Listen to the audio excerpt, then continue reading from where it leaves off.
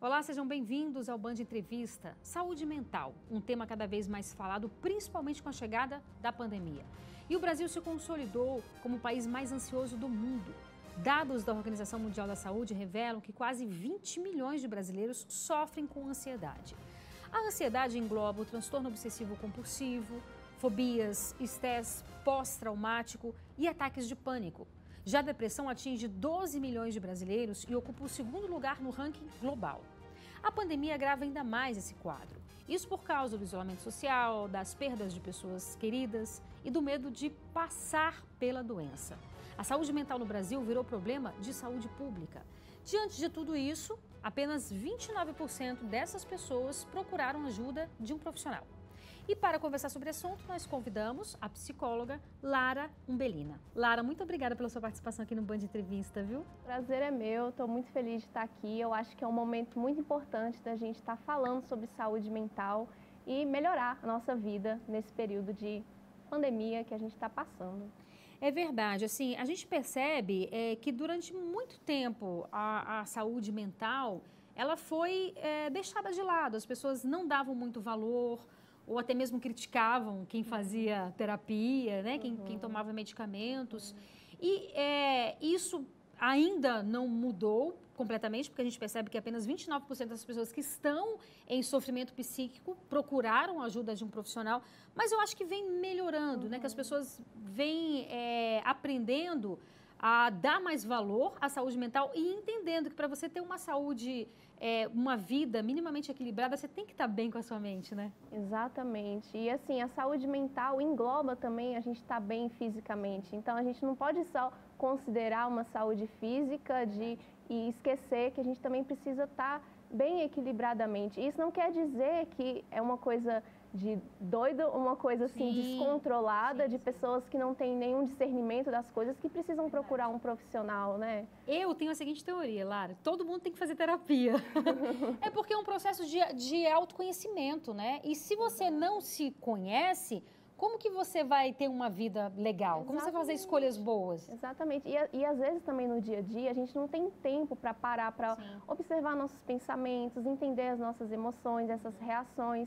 E fica uma coisa muito assim solta, e prejudicial também para a nossa vida. Então, ter esse momento para olhar para as coisas que estão acontecendo é muito saudável e traz um equilíbrio para a nossa vida. Com certeza.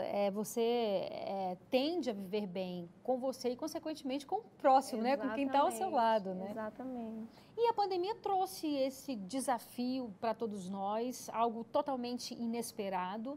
Há cerca de um ano nós começamos, né, nos demos conta dessa pandemia, então vieram as medidas importantíssimas, né, restritivas, de isolamento social, você está longe de pessoas que você ama, principalmente dos pais, avós, mais idosos.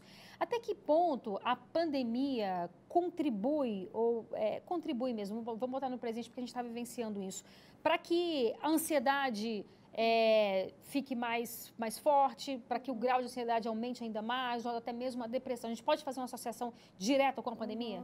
Com certeza tem esse impacto, né? E a pandemia é justamente esse ponto que você trouxe da imprevisibilidade. Ninguém esperava por isso.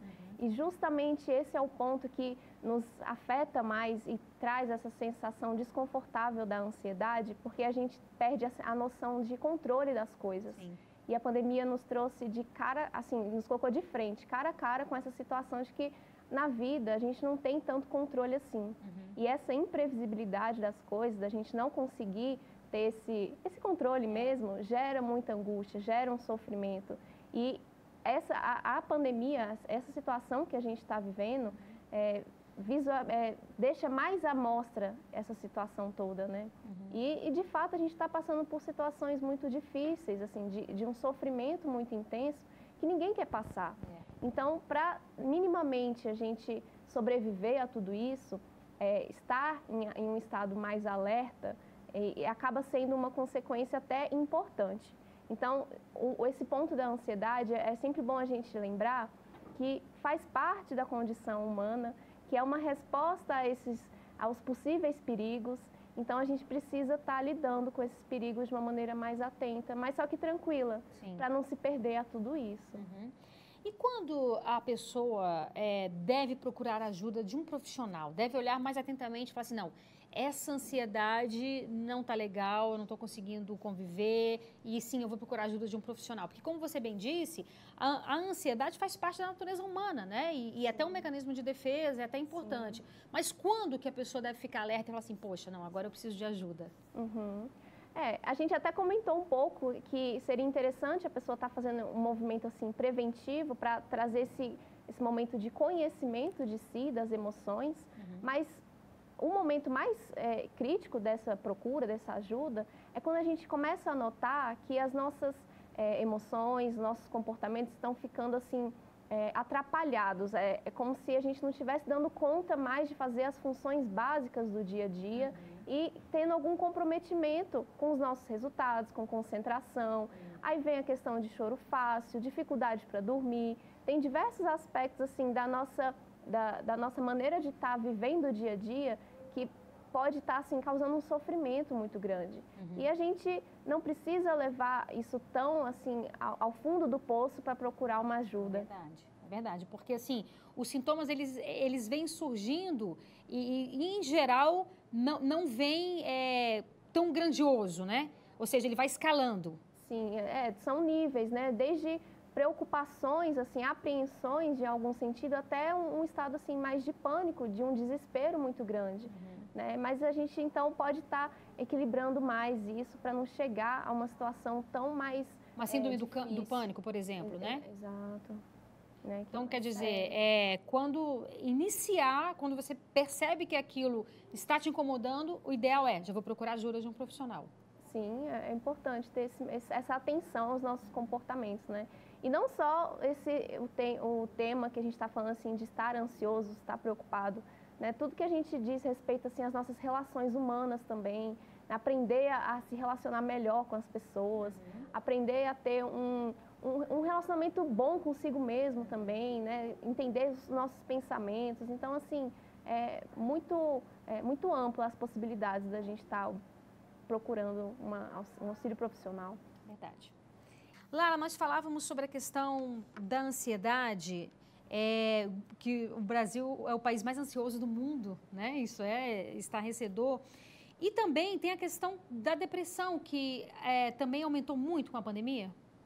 Sim, com certeza. Assim, o caso da depressão, esse sofrimento mais intenso, veio mais forte justamente por conta das perdas, né? A gente teve perdas tanto, estamos falando aqui de pessoas também, mas da nossa maneira de viver. Então, essa readaptação a uma maneira de viver, se a gente não tiver assim um entendimento e uma tranquilidade para se readaptar, então essa perda do que a gente já estava vivendo fica prejudicado e aí começa a vir sintomas e sensações difíceis para lidar com esse momento. É claro que é difícil a gente falar de uma forma ampla, porque cada paciente, cada pessoa tem que ser analisada, mas de uma forma geral, quais seriam os sintomas da depressão? Sintomas esses que a pessoa, né, ou quem convive com ela, né, que tem que ter esse olhar mais atencioso e falar assim, não, agora chegou o momento de uma intervenção de um profissional. Quando a gente fala de depressão, a gente está falando de um humor rebaixado. Então, é aquela ideia de um desânimo, só que é um desânimo muito mais intenso e que a pessoa também não está dando mais conta de realizar as atividades comuns do dia. Então, é também um choro muito frequente, muito intenso, né? É um isolamento, uma dificuldade de se relacionar com as pessoas, assim, porque esse humor rebaixado tá grande. Né? Então, a gente está falando de uma escala, não é uma tristeza porque acontece de vez em quando. É uma coisa mais constante, é uma situação mais frequente na vida da pessoa.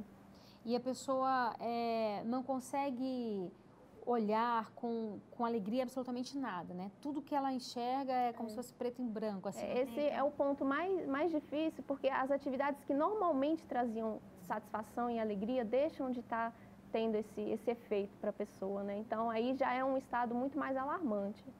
E como a psicologia, daqui a pouco a gente vai falar de medicamentos, embora não seja da sua alçada, né? Quem prescreve os medicamentos são os psiquiatras, nesse caso, mas como que a psicologia, que a terapia pode ajudar esse ser que está nesse universo depressivo?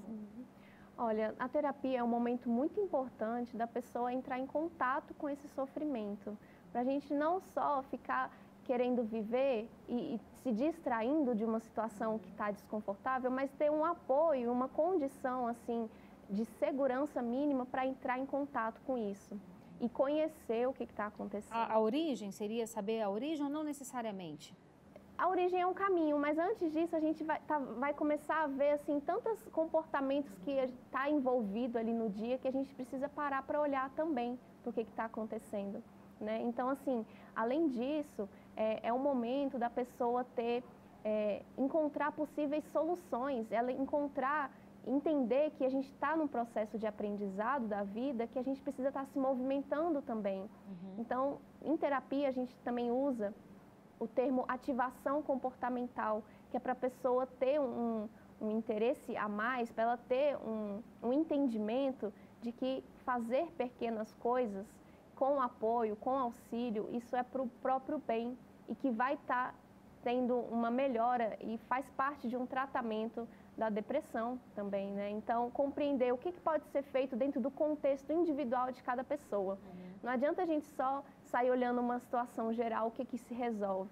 Mas com um atendimento específico, individual, a pessoa tem mais condição de olhar para a história de vida dela e entender as particularidades que podem ser resolvidas com uma visão de alguém que está compreendendo de fora essa situação.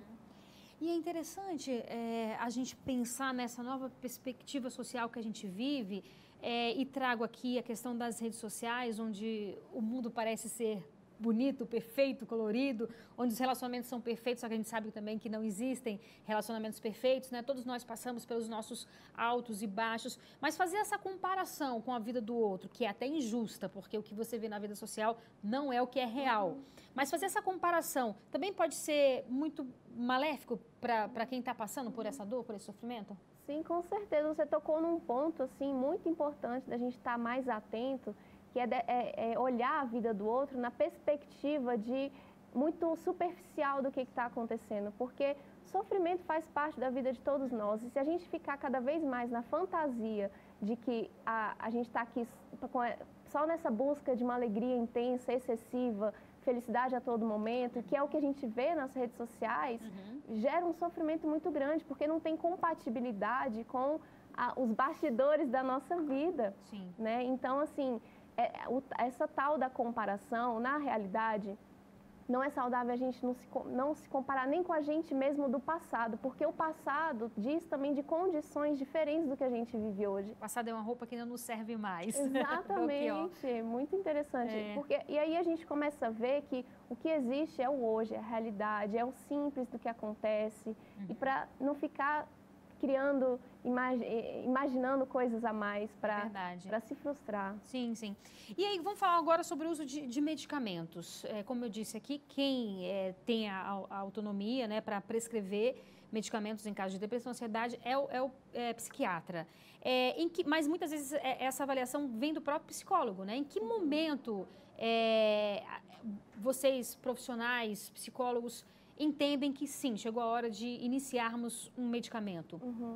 Olha, eu acho que os medicamentos estão aí também para nos auxiliar e é uma ferramenta muito útil para muitos casos. Então, a gente se tranquilizar com essa possibilidade de um cuidado. Muita gente fala, não quero usar medicamento. Mas às vezes isso vai te dar uma qualidade de vida, né? Vai ajudar. Exatamente, a gente vai melhorar. Então, assim, aproveitar os recursos que existem. Né? Não é pensar que também que vai ser para a vida inteira, mas é para resolver um momento que a gente precisa. Então, esse olhar do psicólogo para indicar um atendimento psiquiátrico diz muito da nossa análise em relação à frequência e à intensidade do sofrimento da pessoa. Se está sendo assim todos os dias, frequentemente, ou então assim, algo que a pessoa não está conseguindo suportar, ou até mesmo uma situação que está dificultando muito ela está fazendo as coisas do dia a dia naturais, então é muito importante buscar essa parceria com o psiquiatra. E é uma parceria porque justamente é um trabalho multiprofissional de conversa, de entendimento. Então, aproveitar que quando acontecer esse momento que é útil para a gente também. Então, ou seja, o ideal é... No caso, se a pessoa precisar de medicamento, sim, tomar com tranquilidade, algo que vai fazer bem para ela, mas não deixar de fazer a terapia, né? Sim, isso é um ponto muito importante, porque o medicamento em si, ele vai tranquilizar, vai atenuar os sintomas, mas não vai ensinar a gente a ter um comportamento diferente. Que vem do autoconhecimento, né? Que vem do autoconhecimento, que vem de orientações. Então, trabalhar na mudança de um comportamento, na terapia, é um caminho assim que vai facilitar muito mais para a pessoa pensando no longo prazo, para ela aprender coisas novas. Maravilha. Lara, eu queria falar um pouco sobre a questão da fuga, né, os mecanismos de defesa e especificamente com relação à fuga. Pelo que a gente abordou, por tudo que você trouxe, é claro que é um momento que todos nós estamos sofrendo por N motivos. Tem pessoas desempregadas, tem pessoas que estão com dificuldade de colocar comida na mesa, tem pessoas que perderam entes queridos, enfim, são várias as razões da dor. Mas é um momento também onde a pessoa pode se reinventar, se redescobrir ainda mais forte. Com certeza, Renata. Esse ponto que você falou assim de fuga é até um mecanismo natural que a gente tem assim para não se envolver muito com o sofrimento, porque realmente quem quer sofrer, né? Mas se a gente pensar assim, a gente sai um pouco da realidade da vida que inclui dificuldades também, inclui esse sofrimento. Então a gente não precisa ficar nessa expectativa de um mundo ideal. Então essa fuga só apenas nos distancia do viver e do estar presente, que é onde a gente encontra também essa esperança desse renascimento que você comentou, né? Da gente poder estar fazendo coisas diferentes, poder estar aprendendo, porque a dificuldade só é difícil porque a gente ainda não aprendeu. Verdade. Então, se a gente tiver essa compreensão de ter essa disposição de enfrentar as coisas, a gente pode também perceber os ganhos que isso tem, não só de se afastar, de fugir e não viver, né? E aí a gente encontra diversas fugas, diversas formas de fugir. Tem pessoas que estão abusando do álcool, né? Ou de outras drogas. Tem pessoas que negam a pandemia, que dizem que não existe a Covid, que, enfim, não é nada tão grave como a gente realmente vê que é. Então, há várias formas de você não querer enxergar a realidade, né? Exatamente, assim, e são mecanismos da pessoa, então, não estar entrando em contato com o que causa esse desconforto, mas é apenas uma calma, assim, a curto prazo. Verdade. Porque se ficar só se distraindo, ficar, então, se envolvendo com ainda consequências assim difíceis que você comentou, né, de abuso de drogas e tudo isso. Então, ficar com essa distração, a gente não está aproveitando o momento de fazer as coisas acontecerem, né? O momento de estar presente para realmente aproveitar o que ainda temos, porque o simples da vida a gente ainda está conseguindo ter e isso é o importante da gente estar valorizando.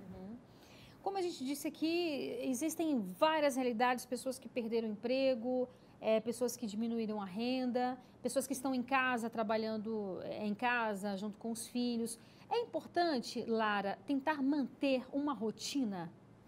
Sim, Renata, esse é um ponto muito bom que você está comentando, porque se a gente consegue colocar uma rotina da mais simples possível, é uma maneira da gente ter um pouco de sensação de controle e isso nos acalma.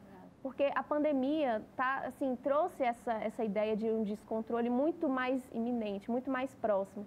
Então, se a gente conseguir colocar uma rotina mais leve, mais simples, conseguindo para dar conta das coisas, a gente fica muito mais leve e muito mais tranquilo para dar conta do que precisa. Interessante isso que você trouxe, quer dizer, é uma noção que você tem, não, eu tenho um controle da hora que eu vou acordar, né? Sim, depois de acordar eu vou fazer isso, sim. Então, é essa questão que, de fato, a gente não tem um controle de nada na vida, né? Com pandemia ou sem pandemia, as doenças ocorrem, as perdas de pessoas amadas ocorrem, muitas vezes quando a gente menos espera, mas como você bem disse, isso trouxe à tona, né? Veio de uma forma mais forte para todos nós. Então, quando você fala em manter a rotina, é exatamente isso. Quer dizer, manter um horário para acordar, depois de acordar, principalmente com as crianças também, né? Sim, sim. Isso faz bem para o nosso corpo mesmo, assim, a gente está funcionando melhor. O horário de sono, se a gente está muito atrapalhado nisso também, atinge a nossa saúde mental, nos movimenta assim emocionalmente, nos fragiliza emocionalmente, né? Mexe na nossa concentração. Então, se a gente tiver essa organização também incluindo uma boa alimentação, incluindo atividade física, fazer, sabe assim, o dever de casa, Sim, o básico. É. E isso é o que a gente está precisando, com mais simplicidade das coisas. E a pandemia nos trouxe esse alerta, assim, de a gente pausar essas coisas muito gritantes, assim, de viagens, de coisas muito longes, assim, para trazer para o simples e para o agora. E é o que a gente está em casa, o que a gente tem em casa, né? Com o que a gente, com as nossas famílias, com o mais simples do dia. Sim. E uma outra coisa que é muito interessante, porque antes da pandemia, em geral, né, as pessoas viviam numa correria que não tinha tempo para nada, né? Isso. Não tinha tempo para o filho, não tinha tempo para o pai, não tinha tempo para a mãe. Agora, as pessoas, em geral, né, têm esse tempo e não sabem o que fazer com ele, né? Exatamente. Então, assim, parece até que tem muito tempo, mas quando a gente começa a estar organizando as coisas em casa, quanta coisa que vai aparecendo, né? Inclusive, isso é um ponto para as pessoas terem mais tranquilidade também de ir fazendo aos poucos, para não se sobrecarregar, porque o estresse de dar conta de tudo isso está sendo já muito difícil, assim, para as pessoas, né? E falar assim, não, calma, eu não dou conta, eu não vou fazer agora, espero o meu tempo, isso é importante também. Muito importante, da gente estar percebendo, assim, os nossos limites também das coisas, né? Naturalmente, a gente já está passando por uma adaptação, e é uma adaptação, assim, mundial, é coletivo, né? Então... O mundo passa por isso, né? Por esse desafio.